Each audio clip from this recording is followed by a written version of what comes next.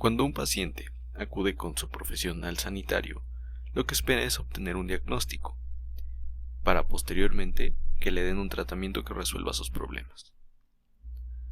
Para esto, el profesional de la medicina tiene varias herramientas que puede utilizar. El primero es la anamnesis o la entrevista. Durante esta se hace una serie de preguntas al paciente con la finalidad de descubrir las que tienen mayor relevancia clínica para integrar un diagnóstico. Posteriormente se pasa a la exploración física, donde por medio de sus 5 sentidos el profesional de la medicina obtiene información a partir de la observación, la palpación, la percusión y de la auscultación.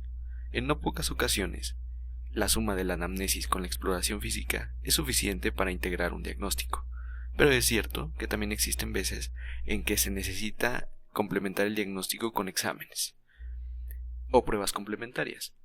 Aquí podemos tener muchos tipos. Comencemos a hablar de las pruebas de laboratorio, también conocidos como análisis clínico. Los más comunes que les puedo poner de ejemplo son la biometría hemática y la química sanguínea. Suelen ser análisis químicos o biológicos de muestras de fluidos corporales generalmente, como la orina, la sangre, las heces, el líquido cefalorraquídeo, el semen, etc. También tenemos las pruebas de imágenes, que estas son exámenes de diagnóstico cuyo fin es obtener una visualización del cuerpo humano, y se basan en varios tipos, como las radiodiagnósticas, que incluye la radiografía o la tomografía axial computarizada, las que se basan en el principio del magnetismo, como la resonancia magnética nuclear, las que se basan en la medicina nuclear, como la gammagrafía y la tomografía por emisión de positrones, y las que se basan en los ultrasonidos, como las ecografías. También tenemos las pruebas endoscópicas, que se basan en ver el interior de cavidades u órganos huecos del cuerpo. También tenemos la anatomía patológica, que son pruebas que analizan una muestra de tejido, es decir, una biopsia, que es una muestra que se toma de una parte de algún tejido y se manda a hacer una citología, es decir, se manda a revisar las células. Tenemos otras que se basan en tecnología, como los electrogramas. Dentro de este encontramos los electrocardiogramas, los electroencefalogramas o los electromiogramas. Tenemos otras como los test de esfuerzos, los estudios alergológicos y las espirometrías. Una pregunta recurrente es ¿cómo saber si se requiere realizar una prueba diagnóstica? Para responder a esta pregunta general es útil dividirla en dos más pequeñas. La primera es ¿estoy seguro de que mi diagnóstico es correcto y que puedo iniciar el tratamiento con cierta seguridad?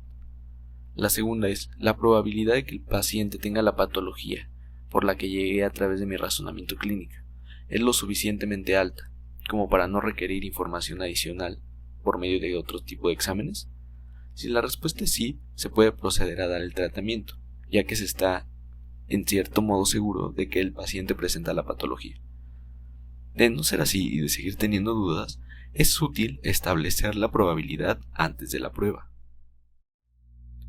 ¿Cómo podemos establecer la probabilidad antes de la prueba? Lo podemos hacer mediante 3 vías. La primera es mediante la regla de la decisión clínica validada, Clinical Decision Rule, con sus siglas en inglés de CDR. Aquí usa datos que se tiene acerca de la prevalencia sobre la causa de los signos y los síntomas, así como de la impresión clínica general del paciente. Al usar la regla de decisión clínica validada, se construye la lista de los factores que pueden ser potencialmente predictivos para determinar esta enfermedad, que han sido examinados en grupos de pacientes donde los factores están presentes y si son realmente predictivos de la patología. La desventaja de la regla de decisión clínica validada es que no es muy común tenerlas disponibles, pero esto no le quita que siguen siendo la manera más certera de calcular la probabilidad antes de la prueba. La siguiente vía que podemos utilizar es la prevalencia de la etiología. En esta podemos encontrar la información dentro de la literatura, por ejemplo, artículos científicos o libros de texto del área médica en cuestión. La desventaja es que hay que evaluar la calidad de los estudios que estamos revisando, particularmente la información que encontramos en los artículos científicos si es buena y de buena calidad. Con la información que proviene de los libros de texto, es importante evaluar que la información sea lo más actualizada posible. Por último, tenemos la impresión clínica general. Esta es una mezcla entre el razonamiento clínico y la experiencia del médico, junto con lo que se sabe o se conoce acerca de la prevalencia de la enfermedad, y si ésta coincide con la historia clínica que presenta el paciente. Su desventaja es que es imprecisa y se ha visto que los médicos incurren en muchos sesgos cuando utilizan esta técnica. Si quieres saber más sobre los sesgos, aquí te vamos a dejar el link de un video que hicimos sobre estos. Sin embargo, es cierto que los médicos experimentados tienen cierto grado de expertise con esta técnica, lo que le da un valor predictivo bastante considerable. Es importante mencionar que los profesionales de la medicina usualmente clasifican la probabilidad antes de una prueba como baja, moderada y alta, es decir, le asignan un valor cualitativo, más no cuantitativo, es decir, no se le puede dar un número. Importancia de tener un diagnóstico certero. ¿Por qué es importante tener la certeza en el diagnóstico? Hay que tener en cuenta que los potenciales daños que pueden devenir de un mal diagnóstico. El más obvio es fallar en el tratamiento y por ende no ayudar al paciente con su padecimiento. Pero además, hay que considerar que al pasar por alto algunos diagnósticos se puede poner en riesgo la vida del paciente. Es decir, no es lo mismo fallar en el diagnóstico de una rinitis alérgica al confundirla con un cuadro de influenza, como si lo sería confundir una crisis de ansiedad con un cuadro de infarto agudo al miocardio.